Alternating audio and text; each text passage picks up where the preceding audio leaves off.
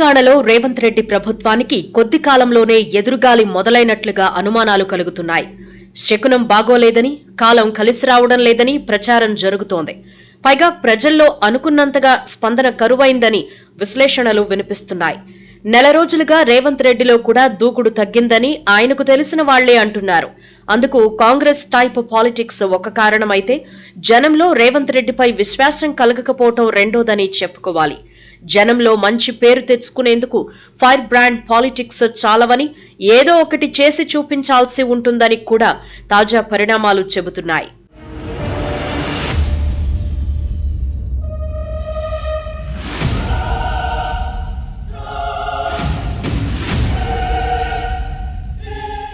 రేవంత్ నేతృత్వ కాంగ్రెస్ ప్రభుత్వం అధికారానికి వచ్చి 6 నెలలు దాటుతోంది. బొటాబొటీ మెజారిటీతో రేవంత్ రెడ్డి సీఎం అయ్యారు. తొలినాళ్లలో దూకుడుగా ప్రవర్తించారు. ఎవరైనా గట్టిగా మాట్లాడితే వెనక్కి తిప్పి తంతానని కూడా హెచ్చరించారు.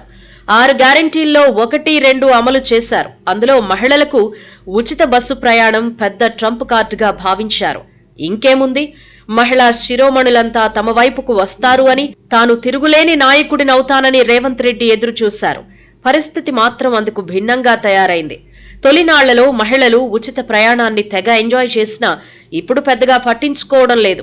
ఉచిత ప్రయాణంతో చిన్న ప్రైవేట్ ఆపరేటర్లు దెబ్బతినటం మినహా సాధించిందేమీ లేదు. వాళ్లంతా రేవంత్ రెడ్డికి వ్యతిరేకమయ్యారు. కాలేజ్ అమ్మాయిలకు ముందు నుంచే సబ్సిడీ ప్రయాణం ఉన్నప్పుడు ఇక ఉచిత బస్సు ఎందుకని ప్రశ్నించేవారెక్కువయ్యారు. ఇతర గ్యారంటీల విషయంలో రేవంత్ నిదాన వైఖరి పాటిస్తున్నారు అని జనం అసంతృప్తితో ఉన్నారు. ఉమ్మడి రాష్ట్రంలో వైఎస్ హయాం నుంచి ఉచితాలకు అలవాటు పడిన జనం ఏ మాత్రం ఓర్పుగా ఉండేందుకు ఇష్టపడడం లేదు. ఆగస్టు 15 కల్లా రుణమాఫీ చేస్తామని సీఎం రేవంత్ రెడ్డి స్వయంగా ప్రకటించినప్పటికీ విశ్వసించేందుకు జనం సిద్ధపడడం లేదు. అంత ఆలస్యం ఎందుకు అంటూ అన్నదాతల్లో ఆగ్రహం పెరిగిపోయింది. రాత్రికి రాత్రి పని జరిగిపోవాలని జనం ఎదురు చూస్తున్నారు. పైగా ఇల్లు కట్టుకునేందుకు ఉచితంగా స్థలము, 5 లక్షల సాయం సంగతేంటి అని ప్రశ్నిస్తున్నారు. మహిళల ఖాతాలో ప్రతి నెల జమ చేస్తామన్న 2,500 రూపాయలు ఏమైందని కూడా ప్రశ్నలు తలెత్తుతున్నాయి. ఇలా రేవంత్ రెడ్డిని సమస్యలు చుట్టుముడుతున్నాయి.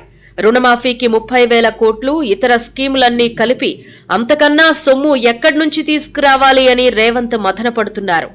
రాష్ట్ర ఆర్థిక పరిస్థితిని చూసుకుని ముందుకు నడవలేని స్థితిలో రేవంత్ ఉన్నారు అనేందుకు సందేహించకూడదు.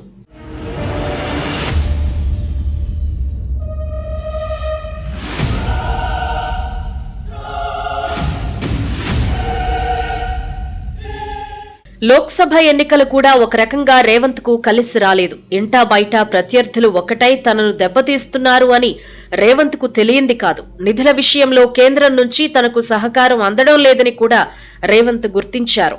మౌలిక వసతులు, ఇతర అంశాల్లో రేవంత్ రెడ్డి ప్రభుత్వం బాగా వెనకబడిపోయిందని తెలంగాణ ప్రజలు ఆరోపిస్తున్నారు. ఏమీ చేయకుండా కోటలో పాగా వేశారని ఆగ్రహం చెందుతున్నారు. సీఎం అయిన తర్వాత రాజకీయంగా రేవంత్ రెడ్డికి ఎదురు దెబ్బలు తగులుతున్నాయి. సొంత ప్రాంతం మహబూబ్ నగర్ స్థానిక సంస్థల ఎమ్మెల్సీ ఎన్నికల్లో పార్టీ ఓడిపోయింది. పట్టభద్రుల ఎమ్మెల్సీ ఎన్నికల్లో అతి కష్టం మీద గెలిచింది. లోక్సభ ఎన్నికల్లో 17 స్థానాలకు గాను 16 వస్తాయనుకుంటే కేవలం 8 సీట్లతో కాంగ్రెస్ పార్టీ సరిపెట్టుకోవాల్సి వచ్చింది. రేవంత్ ను దెబ్బ కొట్టేందుకే బీజేపీ, బీఆర్ఎస్ లోపాయికారి ఒప్పందం పెట్టుకున్నాయని వార్తలు కూడా వచ్చాయి. ప్రతికూల ఫలితాలు రేవంత్ నాయకత్వానికి మాయని మచ్చగా మారాయి. పైగా ఆయన సొంత ప్రాంతంలోనూ, గతంలో ఆయన ప్రాతినిధ్యం వహించిన మల్కాజ్గిరి లోక్సభలోనూ కాంగ్రెస్ ఓడిపోయి బీజేపీ గెలవడంతో ఇప్పుడు ఢిల్లీ స్థాయిలో పరువు పోయే పరిస్థితి వచ్చింది.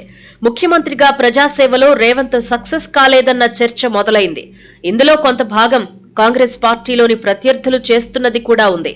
మరికొంతేమో జనంలో పెరిగిపోతున్న అసంతృప్తి కూడా కారణమవుతోంది. రేవంత్ రెడ్డికి మిత్రుల కంటే ప్రత్యర్థులే ఎక్కువగా కనిపిస్తున్నారు.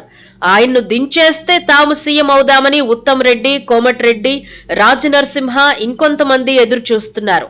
రేవంత్ రెడ్డి వైఫల్యాలను గొట్టుచప్పుడు కాకుండా కాంగ్రెస్ అధిష్టానం దృష్టికి తీసుకువెళుతూ తమ వాదనను వినిపిస్తున్నారు. కాంగ్రెస్ అంటేనే వెన్నుపోటు రాజకీయం కాబట్టి ఆ దిశగా అడుగులు పడుతున్నాయి. పైగా బీఆర్ఎస్ నుంచి ఎమ్మెల్యేలను లాగుదామని రేవంత్ రెడ్డి చూస్తుంటే దానికి అడ్డుకట్ట పడేందుకు పరోక్షంగా బీజేపీ ప్రయత్నిస్తోంది.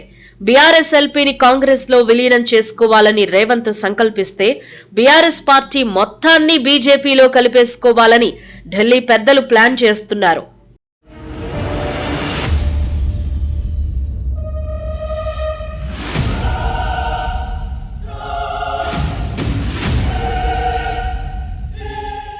ఆ క్రమంలో బీఆర్ఎస్ నేతలపై ఈడీ, సీబీఐ దాడులకు ఉపక్రమిస్తూ వారిని కదలకుండా చేస్తున్నారు. ఏదో ఒక రోజున వాళ్లే బీజేపీ వైపుకొస్తారన్న నమ్మకంతో పాచికలు వేస్తున్నారు. అవసరమైతే కాంగ్రెస్ పార్టీని కూడా చీల్చేందుకు వెనుకాడకూడదని బీజేపీ భావిస్తోంది.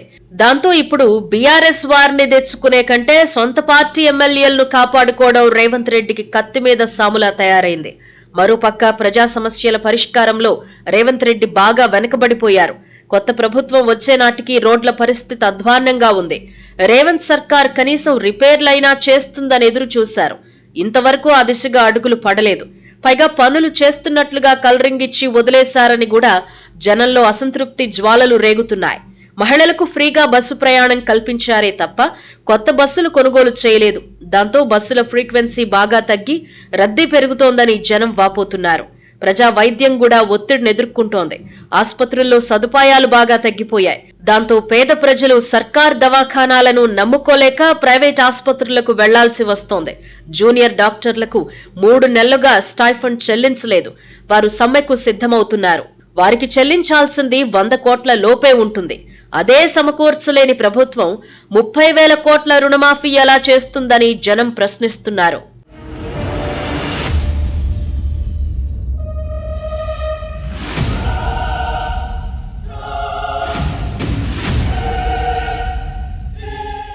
బీఆర్ఎస్ అధినేత కేసీఆర్ తెలంగాణ కాంగ్రెస్ ను లిల్లీపుట్టు ప్రభుత్వం అంటున్నారు. అంటే మరుగుజ్జు అని అర్థం. రేవంత్ రెడ్డి ఏడాది కంటే ఎక్కువ రోజులు పాలించలేరని సవాల్ చేస్తున్నారు. ఆయన మాటల్లో పరమార్థాలు చాలానే ఉన్నాయి. కేంద్రం మద్దతు లేకుండా రాష్ట్రాన్ని ఆర్థిక ఇబ్బందుల నుంచి బయటపడేయడం అంత సులభం కాదన్నది ప్రతి ఒక్కరికీ తెలిసిన విషయమే.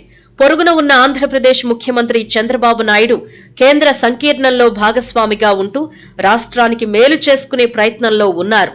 రేవంత్ రెడ్డికి అవకాశం లేదు. అందుకే అన్ని కోణాల్లో ఆయన ప్రభుత్వ మనుగడపై అనుమానాలు వ్యక్తమవుతున్నాయి.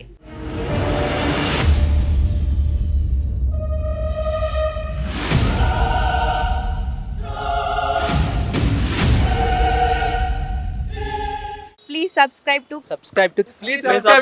subscribe to KTV Telugu. KTV Telugu. KTV Telugu.